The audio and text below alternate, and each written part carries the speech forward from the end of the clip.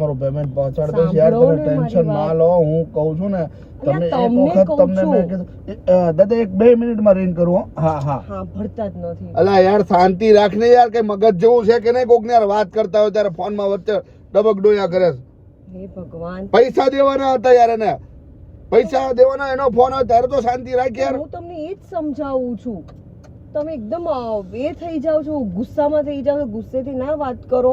મને ખબર છે તમે ટેન્શનમાં છો. સોનુ, હું એક સીધી વસ્તુ તને સમજાવું. તમારા લેડીઝ ને એક વસ્તુ સમજણ નથી પડતી.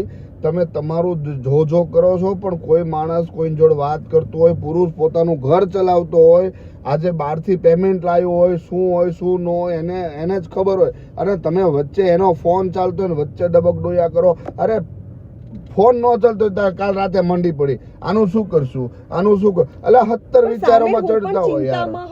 પણ તમે ચિંતામાં 70 વિચાર ચાલતા હોય યાર. ચિંતામાં હું એમ કહું છું કે કઈક સજેસ્ટ હું કરું તમને, પણ પૈસા દેવાના હોય. એક વસ્તુ સમજ, એક તો તકલીફ ચાલે છે ને, તકલીફમાં તમે ખોટી હેરાનગતિ કરો છો. તમારે ક્યાં હેરાન, તમે બંને સપોર્ટ એટલો કરો કે તમે શાંત રહો. તમે કોઈ પણ માણસને ટેન્શન હોય તો એમ કોક થઈ પડશે, ચિંતા ના કરો, આટલું જ હોય. પણ તમે નાની નાની વાતે છોકરા આમ કરે છે ને આમ કરે છે, એક તો એક ટેન્શન ઓછું ન થતું હોય તો તમે બીજું ટેન્શન આપો. ટેન્શન હોય એટલે હસતું રહેવાનું વાઈફ, એટલે છે ને હસબન્ડ ને ટેન્શન ના થાય છે. ફિલોસોફી કરે છે, કોકને સલાહ હું તમારી હારવાર ટેન્શન કરું તો તમને એવું ના થાય કે આ ટેન્શનમાં ફરે છે.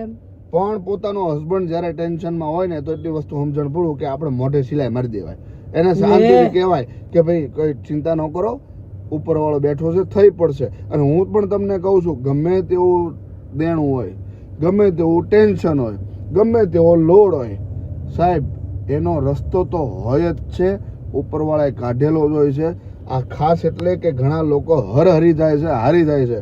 આજે 5 લાખનું દેણું, યાર ક્યાંથી લાવ, એવું નહીં કરવાનું. થઈ પડશે, મહેનત કરજો, બરાબર. ખોટું કોઈનું ન કરતા, કોઈના ખોટા ન લઈ લેતા. સમય ખરાબ હોય ને ત્યારે બધી ટાઈપની પરીક્ષા થાય, સમજી લેજો. અને એમાંથી પાર ઉતરો ને તો જ સાચું, એ ખરો મર્દ કહેવાય. હા, અને બીજી વસ્તુ તમને ખાસ કહી દઉં કે સાહેબ આપણે મનુષ્ય છીએ. જ્યારે ભગવાન શ્રી રામ હતા ને, એમને પણ તકલીફ ભોગવવી પડી હતી. તો આપણે તો એક સામાન્ય મનુષ્ય છીએ, તો કોઈ પણ જાતની તકલીફ હોય મિત્રો તો આપ સૌને ખાસ કહેવું, અને વિડીયો ખાસ આગળ શેર કરજો કે ક્યારેય ગભરાવું નહીં, ક્યારેય મૂંઝાવું નહીં. જય માતાજી, આવજો.